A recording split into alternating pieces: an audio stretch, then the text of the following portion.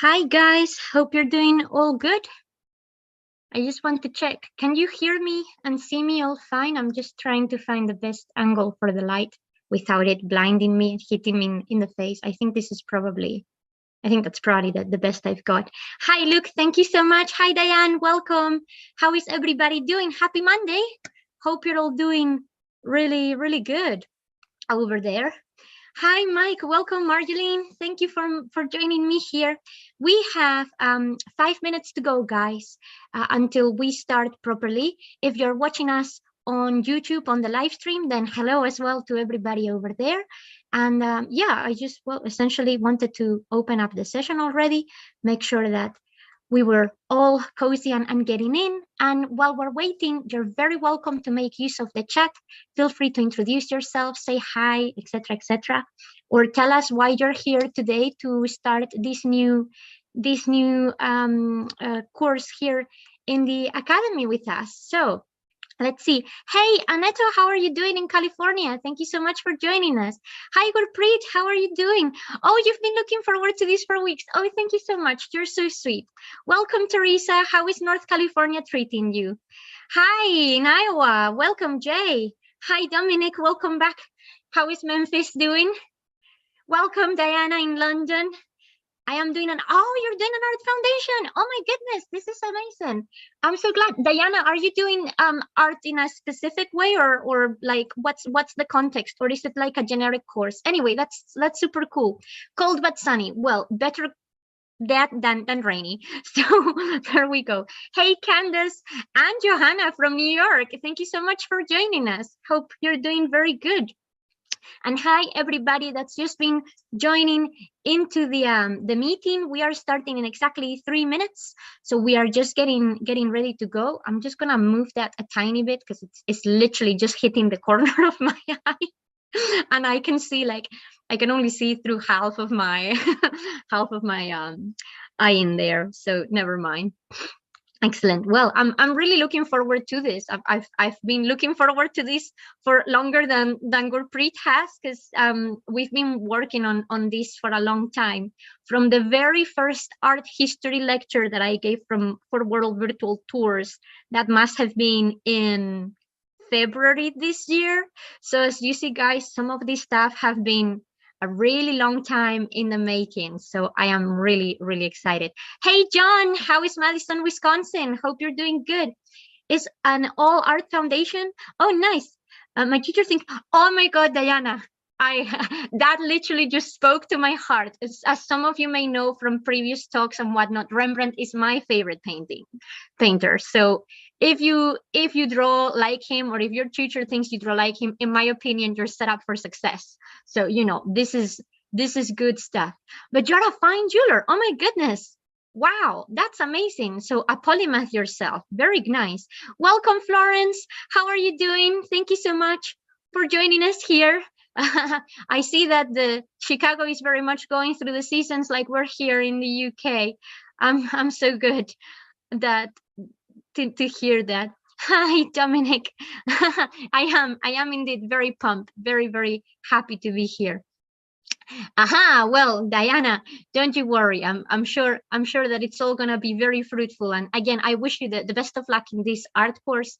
I'm sure that you're gonna do wonderful. Hi, Ashrit, how are you doing? How are you doing in Florida? Florida nice as usual, I suspect. So I hope you're doing good. Oh, that's so lovely. No worries. It's my absolute pleasure, Diana. Anybody that has the courage to go and do something artistic, I think, honestly, for any of you guys at home watching, it's not to do any dirty on anybody. The sciences, the humanities, all of it matters. But art takes just so much courage, particularly in this day and age. You have so much to prove, it seems, to people, and you need to really expose yourself. So my heart really goes to all of you creative people. It's a battle worth fighting. Don't let anybody tell you otherwise. Hi, Linda from Virginia. How are you? Welcome, Renu in California. How are you all doing? Hey, Rihanna. Welcome from South Africa. Hope you're doing good. Excellent. Welcome, Melissa in Oregon. Hi, Magda in Prague. How are you doing? I hope you're doing really well. Marlies in Holland. Welcome, Gail. How is it hanging? Hi, yeah, Mike is just up the road. Is Leicester drier than it's been recently? I hope so, because the UK has been flooding. The UK has been flooding so bad, guys. So I hope that you're all safe and warm at home. Good to hear. Hi, Maggie from Amsterdam. How are you doing? Thank you so much for joining us. Hi, guys. Welcome from Greece, Nashville. More people from Toronto, from Arizona. Lovely. Oh, you're doing a certificate through the Asmis. Oh, that's so cool. I really hope this helps then. Hi, Patricia in Cyprus. Welcome, Eunice. Welcome back. Hi, KH. Brilliant. Well, lovely to have you all guys here. Well, we literally have to get rolling now, guys. We have no time to lose because I have so much to cover as usual. You know, sometimes I get a bit over ambitious, but we're gonna smash it. So are we ready to settle in? Because for the duration of the tour, or at least for the first part of the tour, I will be closing the chat, and then I will be opening it up again for questions in a few minutes. But for now, the chat must remain closed. Now, hi, everybody that's just joining us. Thank you so much for being here. And just a very quick introduction before we get going. My name is Dr. Lilian Céspedes González. In case you don't know me, I have a PhD in history, and I've been one of the many guides and historians contributing here in World Virtual Tours now for just over a year. And this is our second course with me. We started the Vikings under texts a couple of weeks ago, and today we are starting our course on the Masters of the Renaissance. Now, as you all probably know, everything that we do here in World Virtual Tours is funded through the generosity of your donations. In the chat now, you have the links to donate through PayPal and Stripe. If at any point you have any problems with either of those, let us know and we will be right there to help you out. And you also have in there the link for all of my upcoming tours and lectures. In fact, tomorrow we're releasing a brand new lecture here in World Virtual Tours with me at 4 p.m., which is the Battle of Tannenberg, the largest medieval battle. So I hope to see you there. And if you're carrying on with the course, we have 4 weeks to get delving into the world of the Masters of the Renaissance. So without any further ado, I'm going to start sharing my screen so we can actually start talking about some of these things.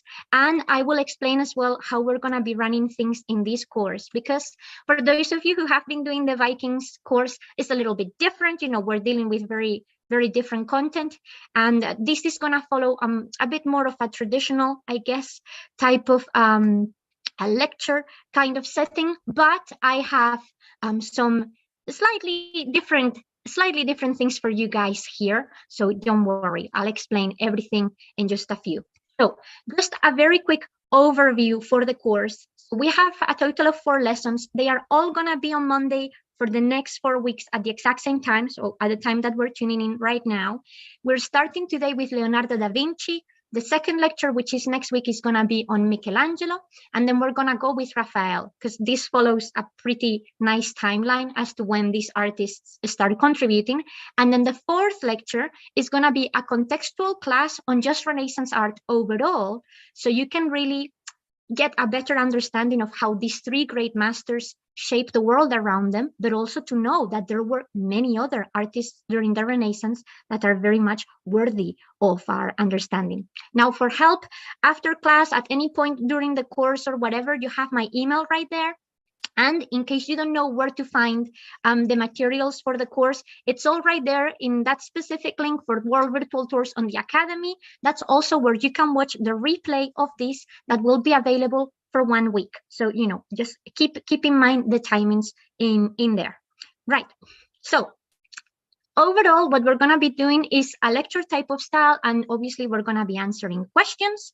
But like I said, I have a couple of other ideas that I'm going to propose to you guys. They are not compulsory in any way, shape, or form. It's entirely for you if you want to, you know, to join us that way. But I'll do a better reveal on that front when we get to the relevant part of this talk. So let's get digging into the world of Leonardo da Vinci, the dual genius. And why we call him, right? Well, his full name is Leonardo di Ser Piero da Vinci, and as you can see, he's born right in the middle of the 15th century. And it's important at this moment in time that we grasp this concept that actually Leonardo is a man that is born in the Middle Ages in terms of the generic context of Europe.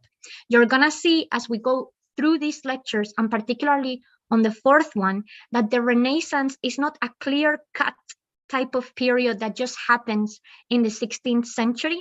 And we will explain a bit better in that contextual lecture what the different art periods are in Italy and why we normally refer to them in terms of art as the centuries, 300, 400, 500, because it does matter. So anyway, keep that in mind.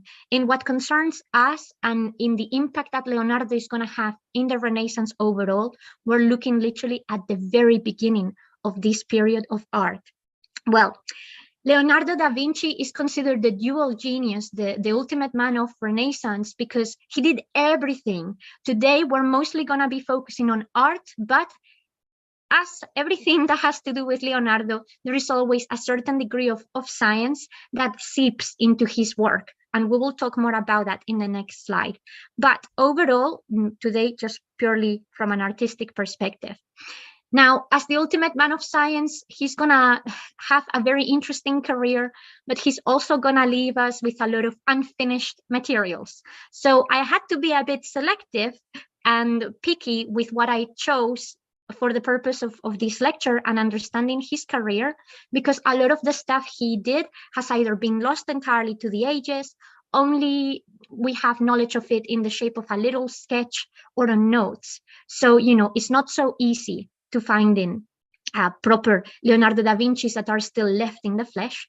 And more importantly, as you're gonna see through this lecture, often the way he worked, despite his genius, meant that, well, a lot of his work is actually going to be put under, you know, high analysis, because not everybody has always been keen to believe that some pieces that we consider to be Leonardo's, whether they are artistic or scientific, were always his. So a lot of the work he did for a long time and still nowadays is under a lot of scrutiny. But this is what happens when you are a very, you know, flourished man. You do so many things. Not everything is always to the same standard or to the same degree of finish, and that can cause some problems. Now, Leonardo is going to have a very interesting career because unlike many artists that are just focused on one particular location, he's going to move a lot. And that is because, well, as he's not just living off art, he's living off other sources of income that have to do often with military developments of scientific experiments. He will go where the money is, and the money comes from big patrons. Leonardo worked for some of the most important families in Italy, including the Sforza family in Milan, which is going to be the reason why he will be living in that city after leaving his native Florence twice in his lifetime. He's going to work for the Borgia family, particularly for Cesare Borgia, that will take him over to Rome. And after, well, things don't really pan out for him in Italy, he will move to France under the patronage of King Francis I. So as you can see, lots of different things, and this will also impact the way he sees the world. Moreover, we know that Leonardo also had a very complicated family. He is born the illegitimate child of a notary, and the partner of that notary, who happens to be, well, a servant. And in many ways, the information we have about Leonardo's mother leave us to believe that she may have been closer to a slave than anything else. He's also part of a rather large family. He has, I think, 14 other siblings. And so, you know, the general situations that's going to come through these relationships are going to be hard for us to properly understand and for him to navigate. And as a result, we also find that although he's a very prolific man and he leaves us with thousands and thousands of papers, very little about this is about his own life. So we know a lot about his art and about his thought process, but not necessarily about his personal relationships. Well, now that you understand a little bit about his background, let's talk about his scientific mind and artistic soul, because this is a question that has really, you know, been puzzling historians and art historians for a really long time, which is, how or why does Leonardo become a scientist or a man of science? It's something that is difficult for us to ascertain. Where does this begin? Because he never receives proper formal education for this. So what's the deal here? Well, we see that from a very young age, Leonardo was a curious person. He observed the world around him constantly, and he seems to make notes and sketches from a really young age. It's said that he often traveled, even as an older man, with a sketchbook, and you would often see him just drawing everything he would see for the sake of understanding, which is, a very different approach for most people. And that kind of has led us to think, well, what if art was actually the only possible outlet that he had for this scientific mind? Because, remember, he's an illegitimate child, which means he wasn't actually able to access certain privileges that many other people or even some of his siblings would have. As a result, and despite his father being a notary and therefore, having the financial means for it, Leonardo wouldn't have had access to higher education in the sense of going to a university to become a scientist or someone working in those capacities, because, well, he was perceived to be a secondary member of society simply for that situation that he had at home. However, from a completely different perspective, the arts were a lot more liberal. A lot of the time, to enter someone's workshop, and Leonardo is going to go and train with Verrocchio, you only really needed to pay for some fees, demonstrate that you had some talent and willingness to learn. So, maybe art is the only way that Leonardo could actually properly explore, at least from the beginning, this scientific curiosity of his. But this is, well, just a theory that we have, it's not concrete.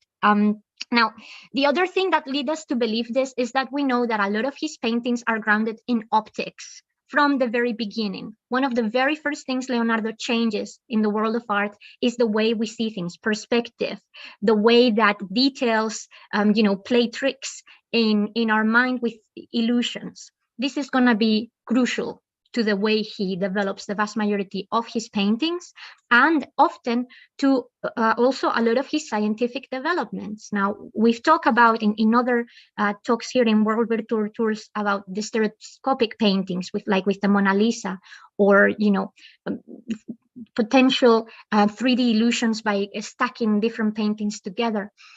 All of those things come from somewhere. They don't just come from his mind, they come from the things he sees in reality.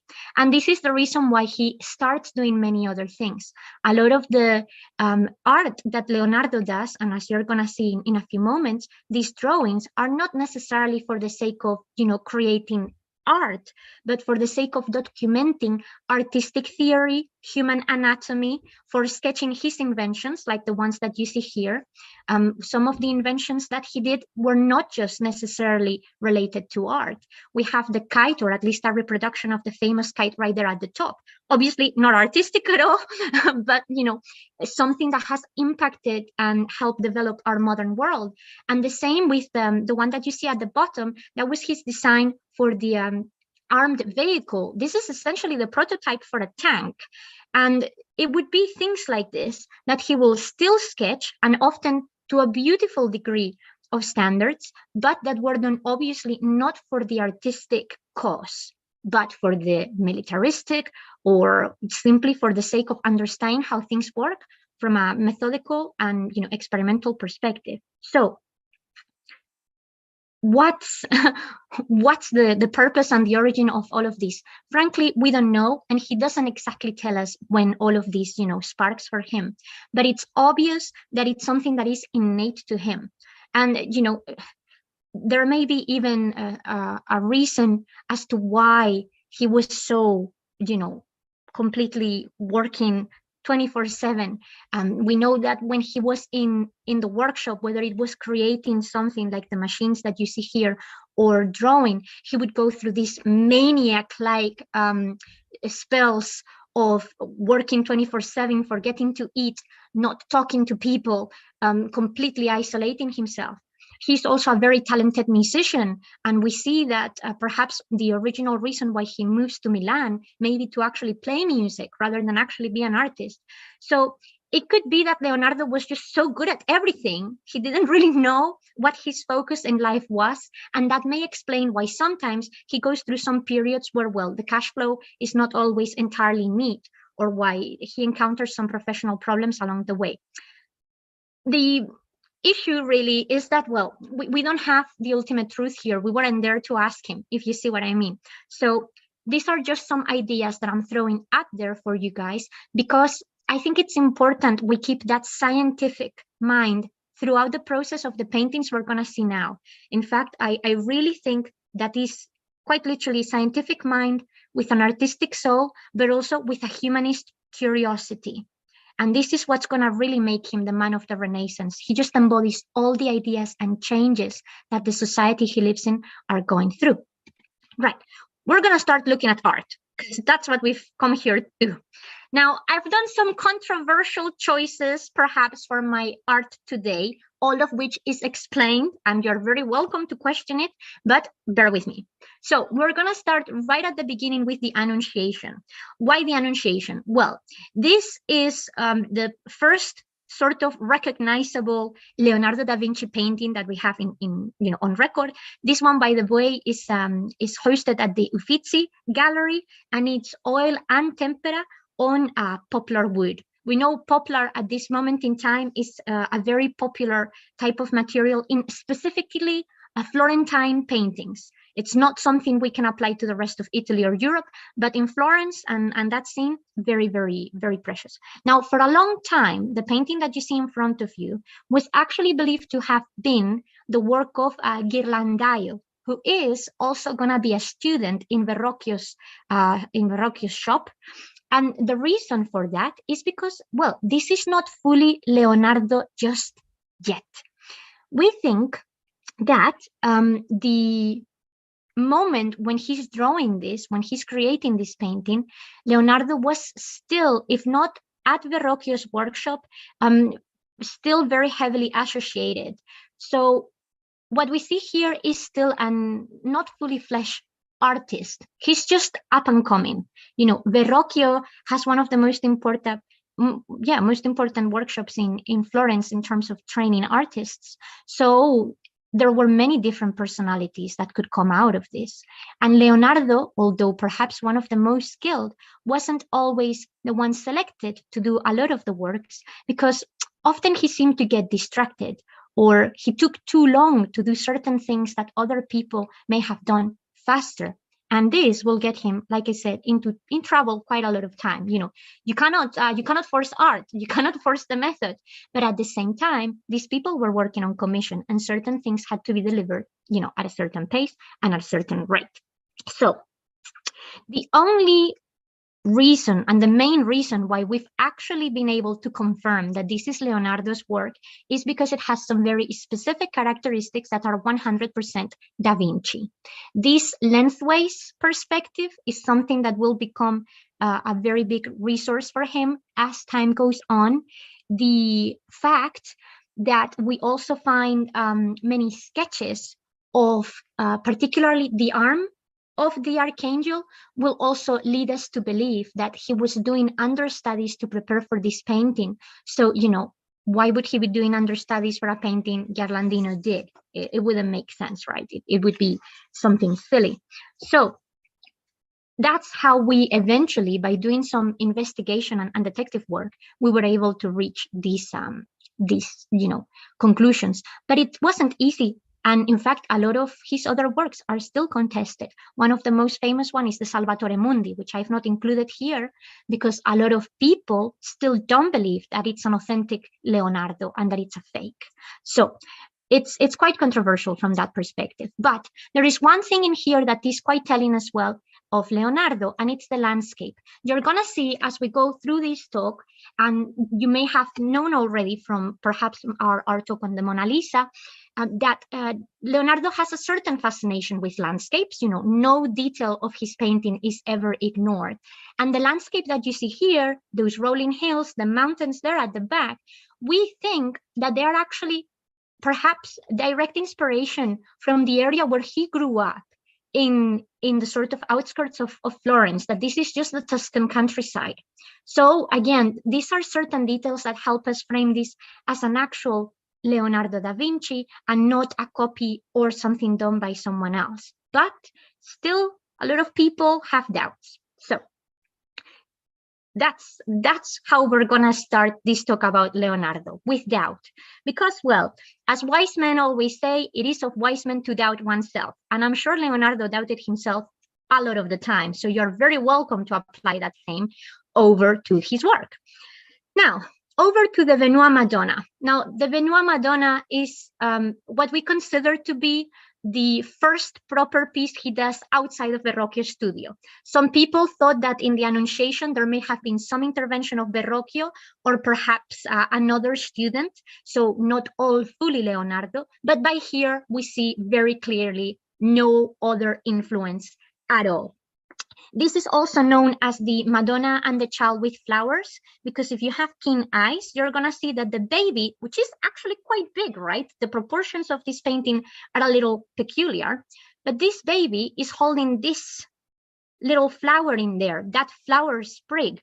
Well, that flower is supposed to be a carnation. Carnations are flowers that in Christian liturgy are always associated with the Passion of Christ. And if you were to see this in real life and look into the dimensions and proper shape of that flower sprig, it also does a little bit the shape of a cross, which once again is giving us the allusion to the crucifixion. So all of these Madonnas that start cropping up in the Renaissance seem to have a sort of idea of foresight as to what's coming. So they get quite deep into the theological analysis of the matter.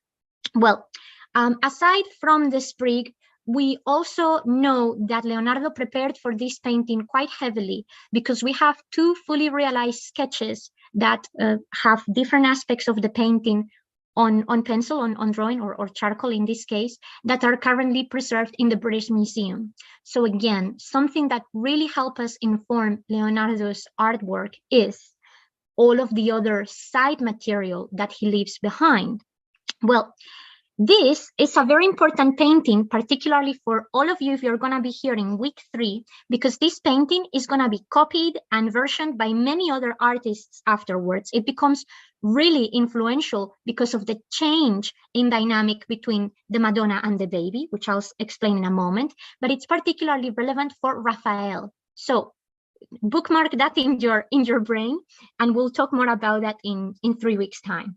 Now, the reason why it's going to be or 2 weeks time even, the reason why it's going to be so influential and why people like Raphael will even be looking at this is because traditionally the Madonnas are quite stern. They're kind of facing the front, as I am doing here, and the baby is right there on their laps. What you see here is a complete change of the composition. We see them on profile for starters. We see that they are having a lot of very humane connections. They're playing with each other, they're having some kind of conversation, and there is a lot of tenderness in the faces, a lot of human emotion, which is not something we normally see in these typical Madonnas that are just like, just frozen in time. That is what's going to make this piece so influential and so important. And in fact, Leonardo da Vinci will create many other Madonnas after the fact. And in fact, another one that is very popular is the one he makes at this very moment in time, which is the Madonna that is currently in Munich. So as you see, we carry on with the religious topic, and that is partially because a lot of the commissions that are coming at this moment in time are for the sake of improving people's private prayers at home. The clergy were encouraging people at this moment in time in Italy to have a dedicated space for prayers. So having an image of the Virgin in their personal quarters was kind of a way of creating these spaces without, having a sacred church or a chapel built in their homes, which not everybody could afford. So there are going to be lots of commissions and a lot of money involved in this subject. Well, as a result, this is going to be, I guess, a topic that we're going to see moving forward. The idea of the Virgin Mary as a main player in religious discourse and theology, not as a religious figure, but as a maternal figure, is something we're going to see later on, and that will repeat itself throughout Leonardo's lifetime, and actually has led a lot of people to believe that maybe the reason why Leonardo has this connection with the Virgin Mary is because of the own lack of his own mother, since his mother is this servant kind of woman. He essentially becomes adopted by his father's actual wife. So the idea of motherhood must have been very, I guess, difficult or interesting for him to explore. And what better than the maternal figure of the age? Well, now that we have this, we're moving on to another very famous painting of his that has been recently restored. So what you see here on the left is how the painting was originally, and on the right, it's what it's like after the restoration. This is the Adoration of the Maggi, which is actually not really a fully realized painting. This is completely unfinished. And in fact, we have a specific technical word for this, which is the underdrawing, or sometimes also referred to as an understudy. I'll explain a bit more about that in a moment. The drawing that you see here is essentially done on charcoal. Then it has a watercolor ink over it and oil, and the main surface is wood, which I think you can see through the edge of the painting itself. And the dimensions for this painting are 244 by 240, if I remember correctly, something like that. So centimeters. So it's relatively big. Now, what is interesting about this painting is that it moves away from traditional iconography. As you can see right in the center, that's where we have the main scene, right? We have the Virgin Mary with baby Jesus on her arm, not that dissimilar from the Benoit Madonna that you've just seen. And then we have the Maggi, the three wise men, which are pretty much at their feet. Now, if you're paying close attention, you will realize these figures are doing a triangle. This is, again, how Leonardo starts playing with optics, with composition by using maths. And that's going to be really noticeable as we move on into the rest of paintings. Well, the other thing that becomes apparent if you have keen eyes, and better on the right-hand side, on the restored version, is that the background for this painting is quite chaotic. Although it's supposed to be an image of, calmness and whatnot, is quite chaotic and a little bit pagan-like, right? We don't necessarily have the nativity scene as maybe many of us set in our households, or that we may have seen around the time of Christmas. This seems to have a lot of elements of just other life around there. And that is representative of the humanist movement that is rising in the Renaissance, that tends to make a mix of Christian ideologies and pagan ideologies, since it's borrowing from classical times. Now, we know that Leonardo often ignored this kind of parameters, but, at the end of the day, he's still a relatively young artist. At this moment in time, he's only sort of left the workshop about 10 years ago. And some of these concepts are still things that he relies on to create still provocative work, because, breaking conventions like this can be tricky and often cost artists a lot of problems and a lot of money. Well, what happened here is that Leonardo wasn't actually able to finish the painting. He took an entire year to create the cartoon and the understudy, or the underdrawing. So a cartoon is essentially an etching, a sketch that is done in full size, kind of to mimic the painting, and then you use to trace that painting onto the other form. This is something that is particularly done when you're creating or when your final piece is going to be a hard, solid material like wood or maybe even plaster.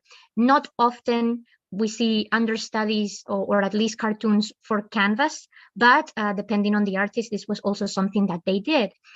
And to do the cartoon and then the underdrawing that was traced using that understudy, Leonardo essentially took over a whole year.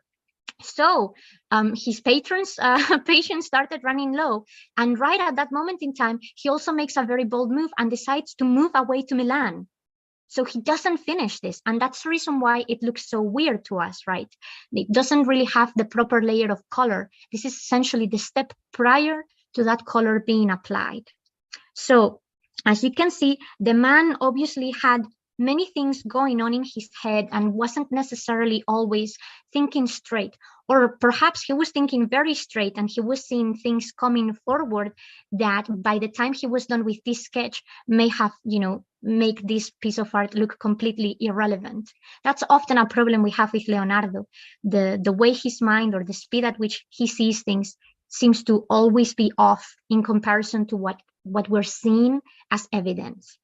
Well, let's move on to another religious painting. Like I said, we're gonna see lots of this because this is the general mainstream, artworks of the time. But this is a very different kind of painting and perhaps tells us a bit more about Leonardo as a person. Now, this is Saint Jerome in the Wilderness. As you can see, this is done right over the time period where he's transitioning from Florence over to Milan.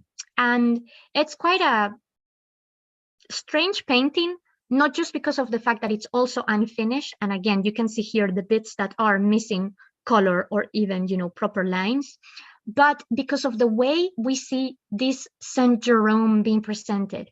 A lot of people feel this is a very haunting, painting because that expression and the general circumstances, it's kind of hard to look at if you are not prepared for it.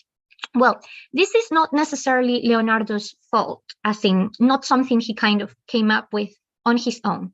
At this moment in time in Italy, there is a double standard of iconography regarding Saint Jerome.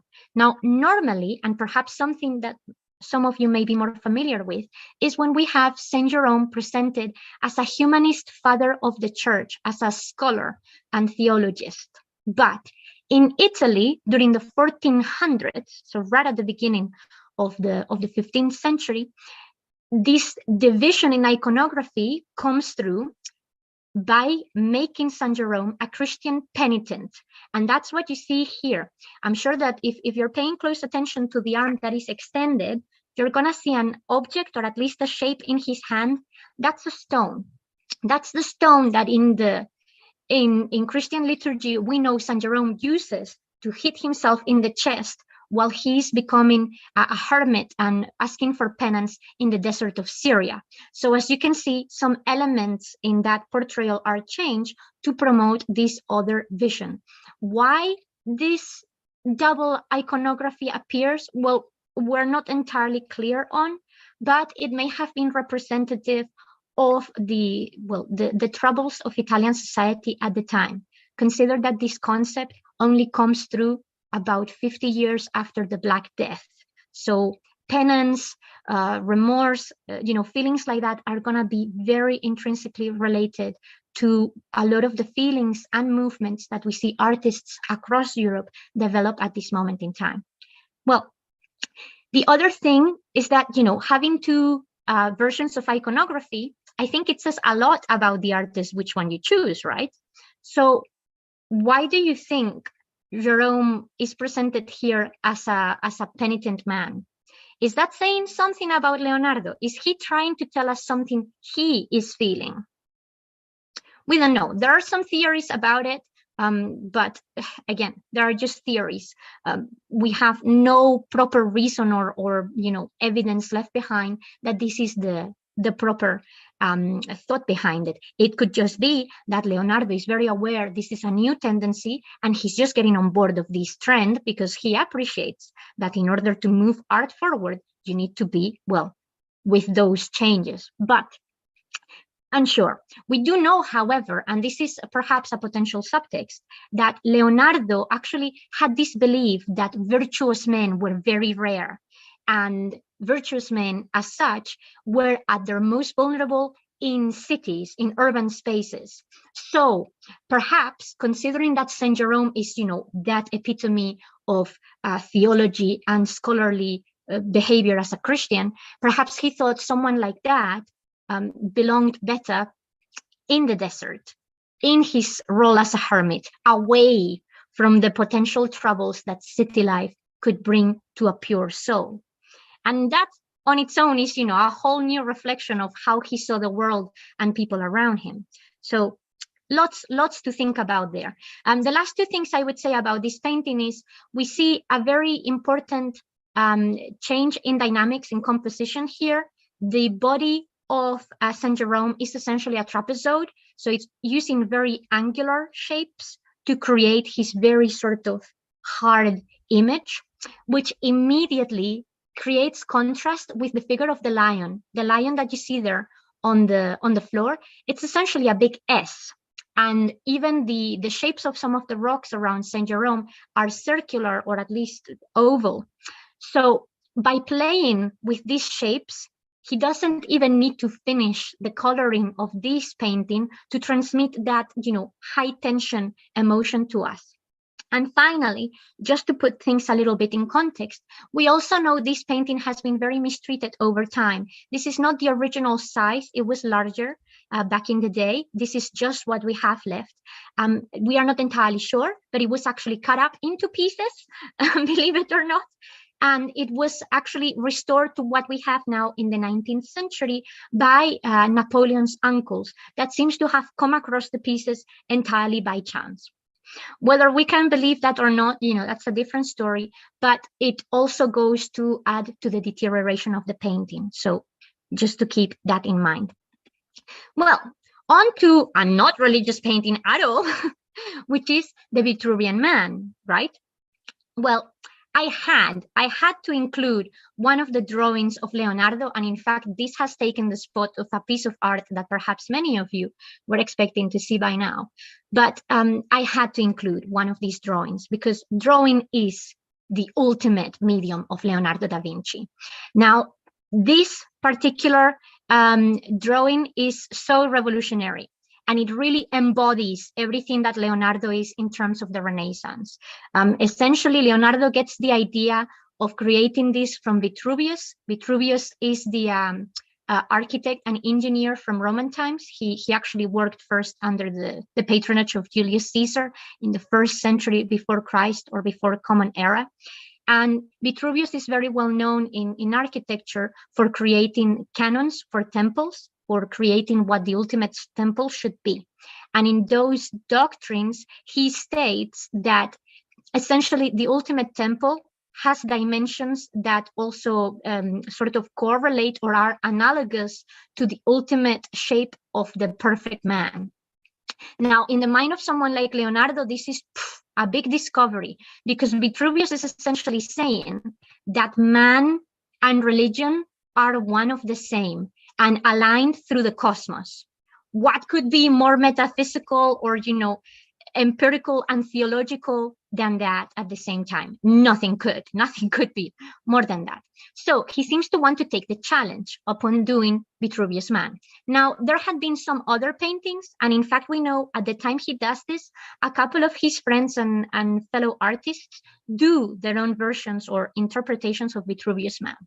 However, not a single one of the other ones that were made compared to this at all.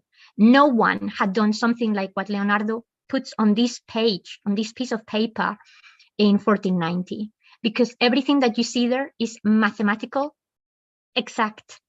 It's beautiful from the point of view of the actual scientific part of the painting, how he actually brings in all of the specific measurements. Everything is meticulous. Nothing is done here tentatively or at a whim. Everything is measured. He used compass for this. He used, metric system, etc., etc. And on top of creating perfection in terms of science, look at this body. Isn't this a beautiful and fully fledged painting of a human body? If this was just a scientific painting or a scientific drawing, he didn't need to go through that length, right? You don't need to create a full head full of curls. I mean, look at the detail in there. That is what really is mind-blowing about Leonardo, and why we see the merging of those two things, the scientific mind with the artistic soul. But the reason why I was saying that drawing is really Leonardo's medium is because he said, and it's something that is recorded in his notebooks and something that he passed on to his students, that drawing was key to painting. You could not become a good painter if you didn't know how to draw well. And this may also explain the reason why we see so many references of him sketching everything he saw, and why we have so many more sketches that have survived than actual fully fleshed pieces of art from that perspective, if you see what I mean. But, you know, this is not just something that Leonardo did. Verrocchio was very much fond of that idea. So, you know, drawing had its own space at this moment in time. And often drawings and sketches don't deserve, you know, they don't get enough credit from us as historians or viewers, but they are super, super important from that regards. Right. Let me get to the last two paintings, because I appreciate we're getting to that moment of the day. So this painting that you have here, by the way, it's the, oops, sorry, I clicked over there. Well, let me get back to the right slide. And in the meantime as well, let me put in the chat the links for the upcoming tours, but also to the donations that you can give to World Virtual Tours through PayPal and Stripe to keep on funding the project, specifically of the Academy, but of course of everything that we do here. Right. Now that we are in the right slide with St. John the Baptist, the last two are perhaps some of the most controversial paintings. St. John the Baptist is what we consider to be his proper last painting. And I say consider to be because when I show you the next one, then you're going to be probably asking yourselves the same question that I am. Now, this painting is very interesting for us because we think he may have used a model. Now, the face that you see here may be familiar to you if you've been to the Louvre or if you study Leonardo and you are familiar with his Bacchus. And that would be because it's essentially the same person. So either Leonardo had just this face, you know, in the back of his head and he just draw it over, or it is a model. Well, when we compare this painting with one of his students, we actually get a pretty, you know, likely similarity. And this student seems to be Salai. So how is it that so late in time he's using a model for a painting like this? We don't know, but the last sort of decades of Leonardo, from 1501 to the moment of his death, right before 1520, are a big moment of change for him. Everything that you've seen up until now, it's dirt in comparison to what he's gonna create then. And a lot of people have noticed or suggested that there is a very big inspiration or influence here of the Mona Lisa, and I'm referring to the smile. Look at that cheeky smile that John the Baptist has here. Maybe the famous smile was not just a female smile from that perspective. Well, everything about this painting is very enigmatic, and something that surprises a lot of people, particularly when they see it on the flesh, and this is not the image, by the way, this is just the painting itself, is that it's very dark. Very, very dark, and the light seems to be in very specific places. Well, that is exactly the point of this painting. First of all, I'm sure you're all noticing that John the Baptist is pointing up there, and there is nothing in terms of the painting that he's pointing at. So what is he pointing at? The ceiling, but in this case, of course, heaven, the sky. Why? Because if you know anything about religious liturgy, you know that John the Baptist is also, you know, one of the most important saints in liturgy. And the reason why he's pointing up there is because his mission is to try and remember or remind people that salvation is obtained through baptism first. So he's essentially telling you, remember where you're going? Follow me, essentially. And because of that, that's the reason why this painting is quite dark and enigmatic, because in religious liturgy in the Bible, John is often referred to as the light in terms of what he brings to the table. So in a very allegorical kind of way, and in the very specific shape in which he has composed the painting by giving it a twist, by creating so many lights and shadows, Leonardo is using that religious knowledge into art. And he's doing it through a scientific way, because what he applies to this is sfumato, which is one of the techniques that he's most famous now. Sfumato is the technique by which, by blending the colors, we create this idea of haziness and smoke, which essentially allows us to create very smooth transitions. And that's the reason why you can see, despite the darkness, John's body fully fledged without it melding into the background, or melding into the background exactly and only in the places where Leonardo wants it to. This is at the height of his career, but I don't think it's necessarily the best. And in fact, I think one of the most important paintings Leonardo did is actually the next one. So let me get you to that one, which is, we normally call this Saint Anne, or the Virgin and the Child with Saint Anne. As you can see, this has quite a long date, and that's the reason why I cannot say hand on heart that John the Baptist was the last thing he did. It may have been the last thing he completed and finished in full, but not the last thing he properly worked on. Now, Saint Anne is a very interesting painting, is very ambitious, is very thorough. As you can see, we have a very interesting maternal scene in here. We see the Virgin is sitting in the lap of Saint Anne, who is the woman behind her, while she's trying to hoard the baby, who at the same time is trying to grapple a lamb. So a lot of religious connotation in here. The lamb is a direct allegory to the Passion of Christ, as probably many of you know. And I will ask you now that you look at where everybody is looking at. Saint Anne is looking down at Mary. Mary is looking down at the baby is looking down at Mary, the lamb is looking at the baby. We have a whole family dynamic going on in here. And in the meantime, the background, once again, is completely fabulous, superb, and helps us create a scene that is not just, three people standing in there. Well, everything about this painting has to do with those maternal bonds I was mentioning in the beginning. And this links in with the importance of Saint Anne. In case you don't know Saint Anne, she becomes a very important saint in the Middle Ages specifically, even though all records that we have of Saint Anne in terms of religious context are technically considered apocryphal. So why such an importance? Well, because she's presented as the mother of the Virgin, as the mother of Mary. So going back to the previous point of Leonardo being, concerned perhaps because of his own paternal and maternal experiences, this idea of the family coming together is super powerful. And in fact, he puts everything that is meaningful of this painting in that composition. The figures are sort of stuck in a pyramid, not a triangle, but actually a pyramid with hierarchies. And more importantly, we know from studies of the painting that the way they are stuck is in a very organic way that seems to flow naturally. Well, the inspiration that Leonardo uses to create this is once again from nature.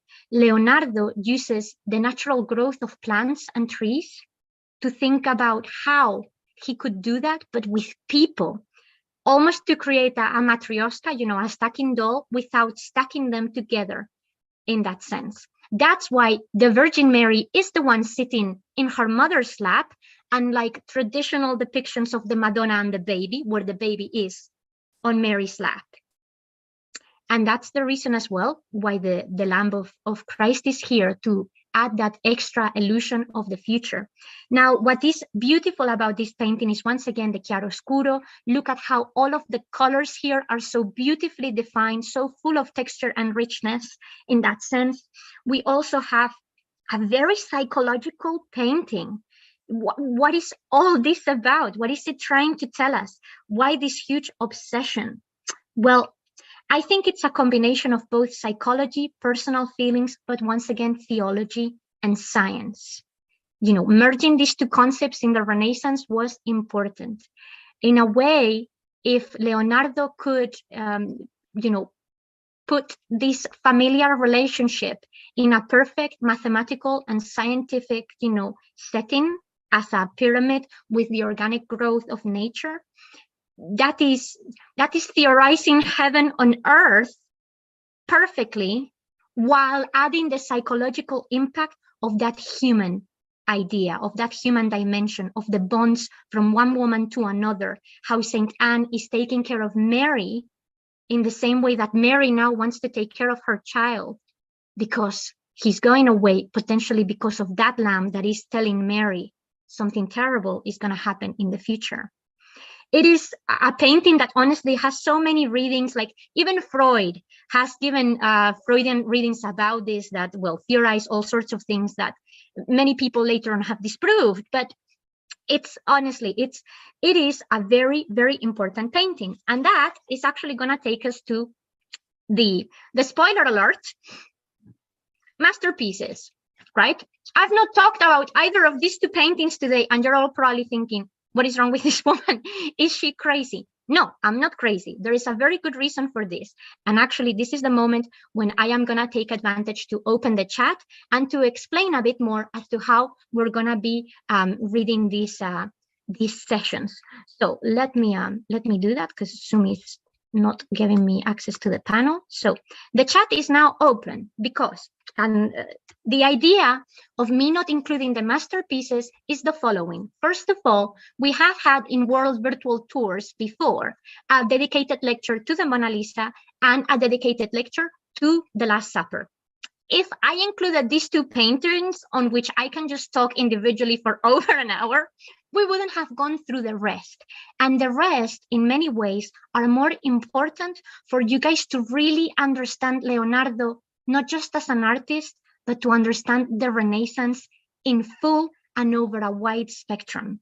Now, the point of me doing that and keeping these two paintings aside is also so that we can do an exercise that is a specific part of the course and not something we would get to do on lectures normally, which is the thing that I said is entirely voluntary. I would like it if any of you, either on the chat or on an email to me for the next session, would try to see how the issues we've discussed about Leonardo today apply and, come through in these two paintings. Because I think there is a lot of stuff that you may have just learned about that suddenly puts the Mona Lisa and the Last Supper in a completely different new light.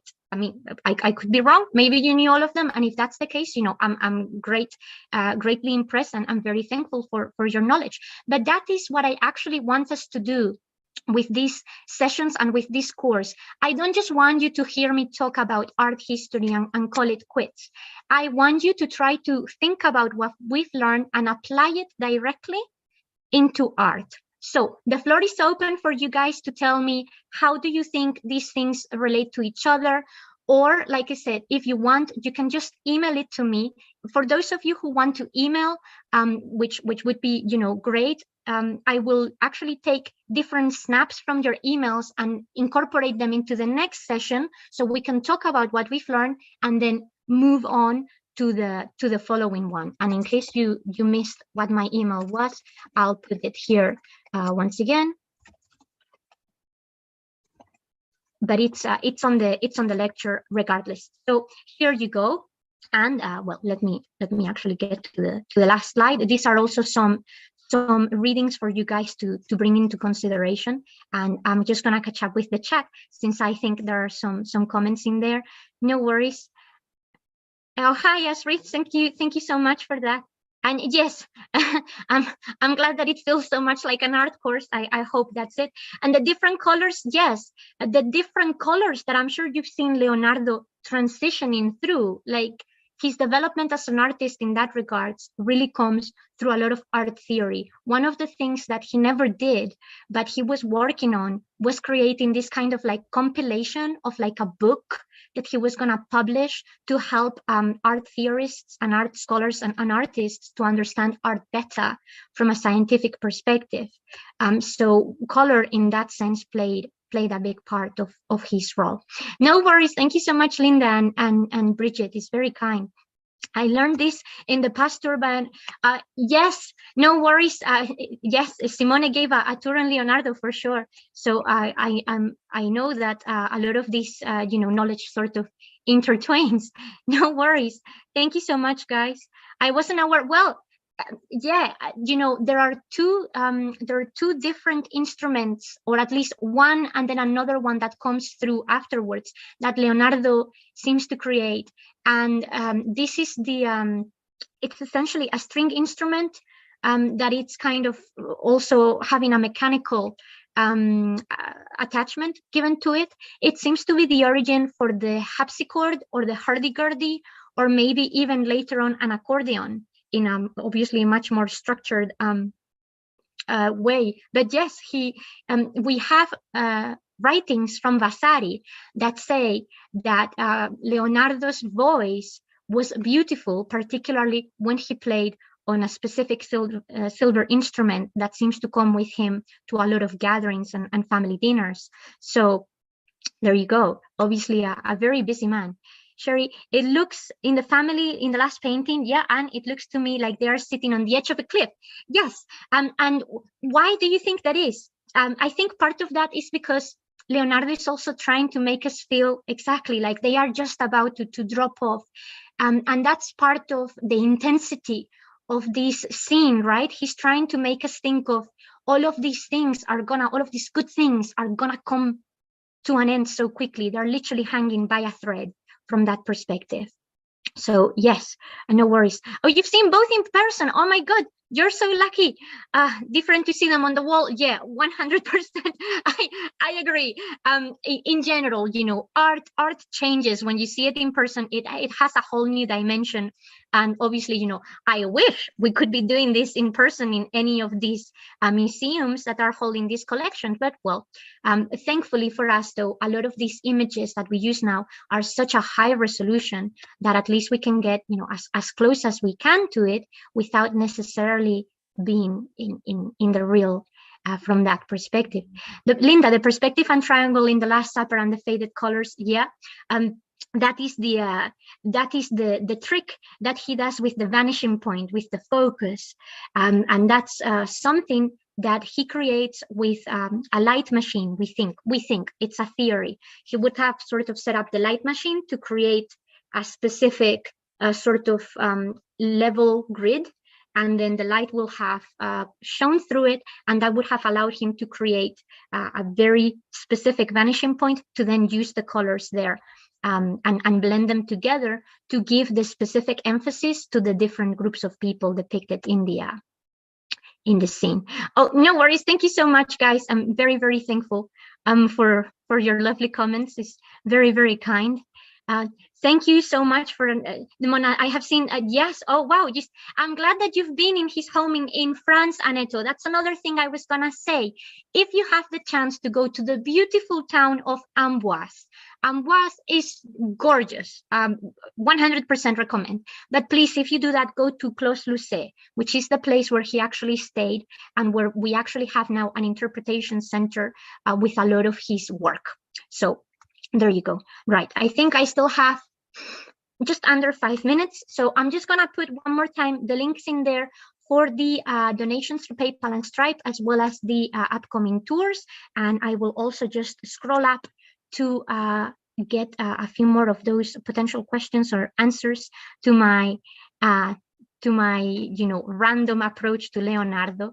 I hope you didn't find it, you know, offensive that I didn't add specifically the Mona Lisa or the Last Supper. There was a method to my madness, I promise, in that sense. The elongated Last Supper, yes, 100%. That's something that we've seen there with a lot of these other aspects. The triangular shape of the Mona Lisa, which is exactly that mathematical equation that allows all of these paintings to be so real. Because once we use maths have an orderly way of setting the world around us, whether we know it or not.